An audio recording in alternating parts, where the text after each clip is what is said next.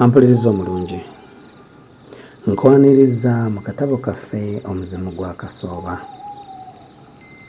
Bwe twafundikirira nga tumaze okulaba olutalo Kafungulanteke olwali lubalusewo wakati w'Amayembe, Mawuzuumo ne Kawulukusi. Lwali lw'amaanyi ddala era lwanyinyitira okumala akaseera ne lutuuka n'okusituliramu jjajja w'abaana era okukakkana nga Mawuzuumo basobodde okubeera nga babakwata ne babaggalira.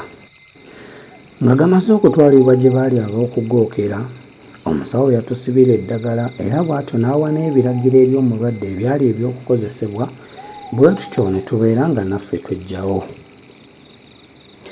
Nkwaniriza mu ssula yaffe ey'e18, Kitumbi atumbiira. Bwe namala okutebenkera obulungi mu mulimu gwange ogwa weewuweewu ne ntandika okusanyuka n'okweyagala newankubadde ng'oluusi namaliranga ddala ennaku eziwerako nga sizzeekoka.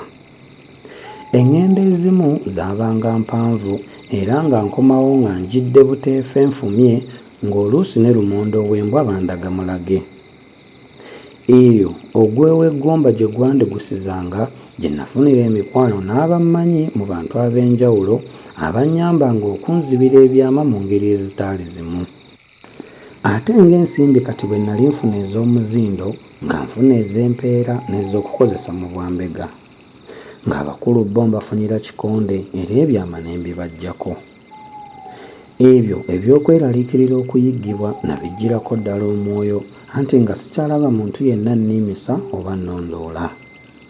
Oluusi kuubwa namuweerezanga ku bitonotono ebikenenule bye nnabanga nzudde. Lumu neekanga era ne ntya nnyo bwe nasanga mmotoka gye simanyi ng'eyimiridde ewange mu luggya. Nalowooza nti terubanga lubaze ng'abaali banjigga baludde dda ne bangwa mu buwuufu. Najja mpolampola baasitoola yange mu kafo we nagikukuliranga mu mmotoka n'enzira ensawo.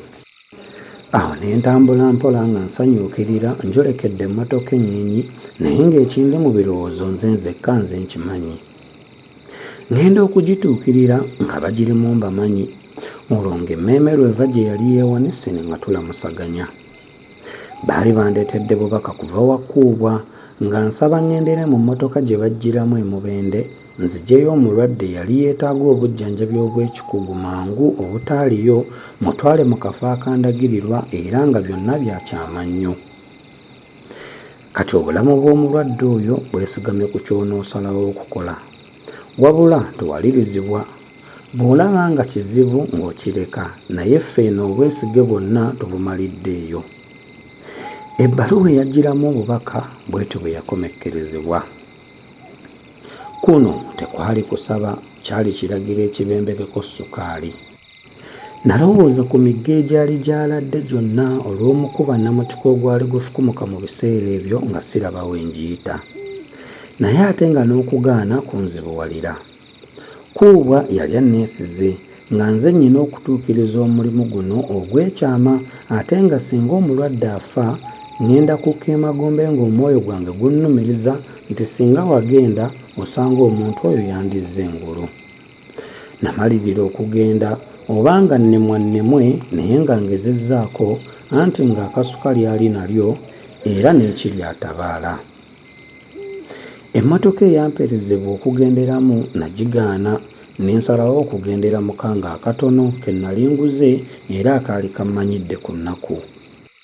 Nali nkamanyi bulungi nga ne bw'onsiba kantuntunu nkavuga, kawewuka, kakekkereza amafuta era tekajoogwa mazzi yadde obuseerezi. Abaatumibwa olwagenda nga nange nsitula. Nga mmaliridde olugendo kulutambula bw'omu, naye bwe natuuka Emitiiyana gye nayagala okusooka okwekoonako mbuuze mu bammanyi embeera y'enguudo nga bwe yali, ne bakantema. Olutindo lw'oku Nabakazi lwali lwegonnomodde mu mugga, ate nga ku luguudo lw'e Hoima amazzi gaaladde gafuuse ennyanja ddala ey'abakulu olw'enkuba eyali etonnya funduukululu nga ge bagamba ag'ekisaanyi. Olugendo lwali luzzeemu kiremya nga terukyetantwala bw'omu, bwe ntyo kwe kusaba omuvubuka bwe twasomesanga nga sinnabambira gwa Kasooba mperekereko. naye teyali mubi nakkiriza. Olugendo twalutambula kikeerezi era ekkubo twakwata liggukira busunju. Baali batuzigiridde nti singa tuyita Entwetwe mpozzi ng'eyo yakabeerako waakiri. Olwo nno ng'essaawa ziri 7 ez'emisana. Tetwalwa tusutudde, tuuta obusunju, tuli bukomero tuyiseemu, tugguse mu kiboga, twekkase mu Ntwetwe. Naye ekkubo mukama wange nga lifuuse ekkubo. Wabula bwe tutuuka mu kitumbi amagezi ne gatuggwaamu. Omugga gwali gwanjaalidde wonna okuva emitala w'eno okutuuka emitala w'eri, era nga tolina kirala kyonna ky'olaba okuggyako amazzi agatemagana n'okumasa amaso olw'enjuba eyali egaakako. Mpozzi era ng'olaba n'obusanso bw'obutiititi n'ebimuli ebyesuddesudde eby'ebitoogo.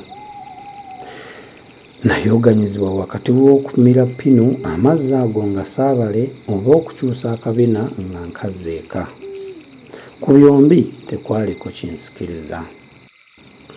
Twasalawo tuwaddeewaddeko nga munnange asooka okugenda mu maaso n'olumuli ng'afumita wansi okulaba nga wagumu n'entindo tezinnabotoka oba okukulubbizibwa era nga bwagera n'obuwanvu bw'amazzi.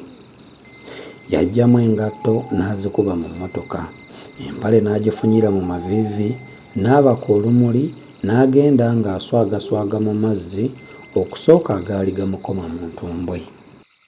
Yali asemberera amakkati g'omugga era nga ndaba amazzi tegeeyongedde nnyo buwanvu n'entendewalirwa mu kugumiikiriza nga neebuuza muli wanaatuukira emitala. Natokose emmotoka ng'efubitike. Wano akamu ku bulenzi obwali awo nga bututunuulira bwe kajjira ku ludda lw'emmotoka kwe nnali ne kambuuza oba nga nnali ngenda kuyingira amazzi ago. Nakkiriza. Ko kwe kundabula nti mbeera nze sandigenze kubanga amazzi gaali mawanvu nnyo munnange we yali asemberera. Kaalaba nsimbula ne kagamba nti, "Ogenze? Kale genda onaalabirayo." Engeri gye kantunuuliramu ng'eraga nti obanga kaali tekanyooma magezi na kutegeera kwange, kaali keewuunya nga bwe nnali kayemba nantabuulirirwa. Neesogga amazzi ng'omulalu mpozzi netta. Emmotoka yasooka n'egenda nga yebbinkiza era evuuma bulungi, naye mba mpisa munnange amazzi kati gwe gaali gatuuse mu kiwato n'etandika okufeesafeesa, okusikondoka n'okusikattiramu ng'egenda okuzikira. Munnange namuyisa naye nga ne gye ndaga sirabayo. Mu maaso yali endibiridde, emabega sikyaddayo mu mbiriizi Nalubaale mulamba. Bwe ntyo nakaka mmotoka waakiri tugende mu maaso kyokka teyaŋŋanya. Mba ndi kumpi ddala okwabula amazzi ne gatandika okusaanikira akatundu k'endabirwamu ey'omu maaso era n'emmotoka ne yeeyongera okusikattira. Yazikira lumu ng'emala. Amazzi gaatandika okusensera ku nzigi nga gayingira. Naggyamu engatto mbuzireme kutoba nga nkyaluyita lwa mannyo wenu era ne nyweza enzigi nga bwe nseesa n'endabirwamu amazzi gakoma okwo. Gankongoza bigere kubanga ngenda okulaba nga kati wentudde engatto ziseeyeeya, zikoonagana, zeebonga zinneetooloola. Ate mu kaseera kano akazibu n'ennumba we zaalonderawo okuyingira nga zeewaganya mu butuli obwasigala waggulu w'endabirwamu. Zaatandika okunneekuteeza nga nzeesega zireme kungwako, kyokka nga nazo zifunvubidde kugwa ku kituukiriza. Amazzi gaali gawuluguma era nga gatokota ng'ag'ekiyiriro, era nga nze nfuuyirira kanwe akamotoka galeme kukeera ku kaserengese eyo. Nakoowoola nga bwe mpanjagira omusajja eyali ayimiridde emitala nnyambe. Yagaana nti ye yali talina gatwalibwa mazzi, n'ambuuza yali aŋŋambye okwentuliikiriza omugga n'abalole mwe baali batakyayita. Mba ntandise kutunula minwe ne wajjawo omuvubuka n'akalenzi. Bwe baawulira okulaajana kwange bo ne beevaamu bajje bannyambe.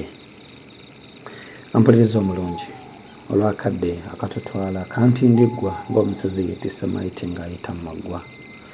nzikiriza neme kwefuula mulungi ateeyanula kubanga nange ntiira ddala okufuuka enswaswa eziteeyanula ne bazikolamu eddiba ly'engalabi.